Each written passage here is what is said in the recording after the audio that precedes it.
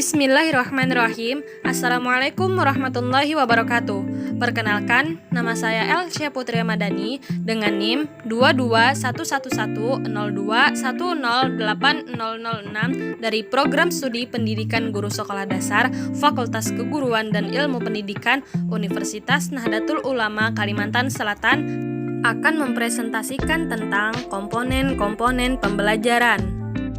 Komponen pembelajaran ialah suatu sistem yang terdiri dari komponen di mana berinteraksi bersama secara keseluruhan agar dapat tercapai tujuan dari pembelajaran yang ditetapkan. Tujuan pembelajaran ini merupakan tujuan antara dalam upaya mencapai tujuan-tujuan lain yang lebih tinggi tingkatannya, yakni tujuan pendidikan dan tujuan pembangunan nasional. Dimulai dari tujuan pembelajaran, umum dan khusus, tujuan-tujuan bertingkat, berakumulasi, dan bersinergi untuk menuju tujuan yang lebih tinggi tingkatannya, yakni membangun peserta didik agar sesuai dengan yang dicita-citakan. Pendekatan pembelajaran dapat diartikan sebagai titik tolak atau sudut pandang kita terhadap proses pembelajaran yang merujuk pada pandangan tentang terjadinya suatu proses yang sifatnya masih sangat umum. Di dalamnya mewadahi, menginspirasi, menguatkan, dan melatari metode pembelajaran dengan cakupan teoritis tertentu. Macam-macam pendekatan pembelajaran yaitu: yang pertama, pendekatan konseptual. Pendekatan konseptual merupakan konsep belajar yang membantu guru mengaitkan antara materi yang diajarkan dengan situasi dunia nyata siswi dan mendorong siswa membuat hubungan antara pengetahuan yang dimilikinya dengan kehidupan mereka sebagai anggota keluarga dan masyarakat.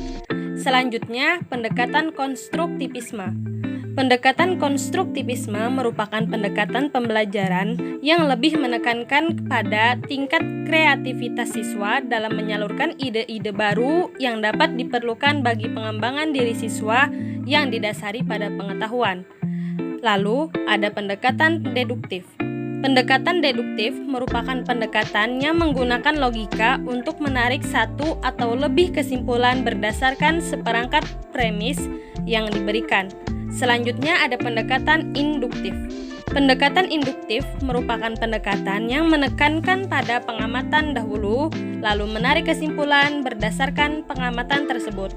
Lalu ada pendekatan konsep. Pendekatan konsep merupakan pendekatan yang mengarahkan peserta didik menguasai konsep secara benar dengan tujuan agar tidak terjadi kesalahan konsep. Selanjutnya ada pendekatan proses. Pendekatan proses merupakan pendekatan pengajaran yang memberi kesempatan pada siswa untuk menghayati proses penemuan atau penyusunan suatu konsep sebagai suatu keterampilan proses. Yang terakhir ada pendekatan sains, teknologi, dan masyarakat. Pendekatan sains, teknologi, dan masyarakat merupakan gabungan antara konsep, keterampilan proses, CBSA, inquiry, dan discovery, serta pendekatan lingkungan. Strategi pembelajaran. Strategi pembelajaran adalah suatu kegiatan pembelajaran yang harus dikerjakan guru dan siswa agar tujuan pembelajaran dapat dicapai secara efektif dan efisien. Macam-macam strategi pembelajaran meliputi: yang pertama, strategi pembelajaran ekspositori, strategi pembelajaran inquiry, strategi pembelajaran berbasis masalah, strategi pembelajaran kooperatif, strategi pembelajaran konseptual, strategi pembelajaran afektif, strategi pembelajaran kreatif produk, strategi pembelajaran inquisitif, strategi pembelajaran berbasis proyek, strategi pembelajaran kuantum, strategi pembelajaran berbasis komputer. Model pembelajaran. Model pembelajaran pada dasarnya merupakan bentuk pembelajaran yang tergambar dari awal sampai akhir yang disajikan secara khas oleh guru. Beberapa macam model pembelajaran yaitu: yang pertama, pembelajaran konseptual. Pembelajaran konseptual merupakan konsep pembelajaran yang menekankan pada keterkaitan antara materi pembelajaran dengan dunia kehidupan nyata, sehingga peserta didik mampu menghubungkan dan menerapkan kompetisi hasil belajar dalam kehidupan sehari-hari. Selanjutnya ada bermain peran.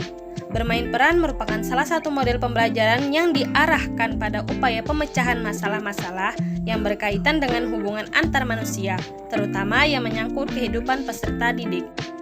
Lalu ada pembelajaran persitifatif. Pembelajaran persitifatif merupakan model pembelajaran yang melibatkan peserta didik secara aktif dalam perencanaan, pelaksanaan, dan evaluasi pembelajaran. Dan yang terakhir ada pembelajaran inquiry. Pembelajaran inquiry merupakan kegiatan pembelajaran yang melibatkan secara maksimal seluruh kemampuan siswa untuk mencari dan menyelidiki sesuatu benda, manusia, atau peristiwa secara sistematis, kritis, logis, analitis, sehingga mereka dapat merumuskan sendiri penemuannya dengan penuh percaya diri. Adapun metode pembelajaran. Metode pembelajaran merupakan langkah operasional dari strategi pembelajaran yang dipilih dalam mencapai tujuan belajar, sehingga bagi sumber belajar dalam menggunakan suatu metode pembelajaran harus disesuaikan dengan jenis strategi yang digunakan. Macam-macam metode pembelajaran yaitu metode ceramah, metode diskusi, metode demonstrasi, metode eksperimental, metode study tour, metode keterampilan, metode pengajaran beregu, dan metode pemecah masalah. Media pembelajaran. Secara umum, media merupakan kata jamak dari medium, yang berarti perantara atau pengantar. Secara lebih rinci, beberapa pendapat ahli tentang media pembelajaran diantaranya Rossi dan Bradley yang mengemukakan bahwa media pengajaran adalah seluruh alat dan bahan yang dapat dipakai untuk tujuan pendidikan seperti radio, televisi, koran, buku, majalah, dan lain sebagainya. Baiklah, sekian presentasi dari saya. Salah hilaf mohon maaf. Wassalamualaikum warahmatullahi wabarakatuh.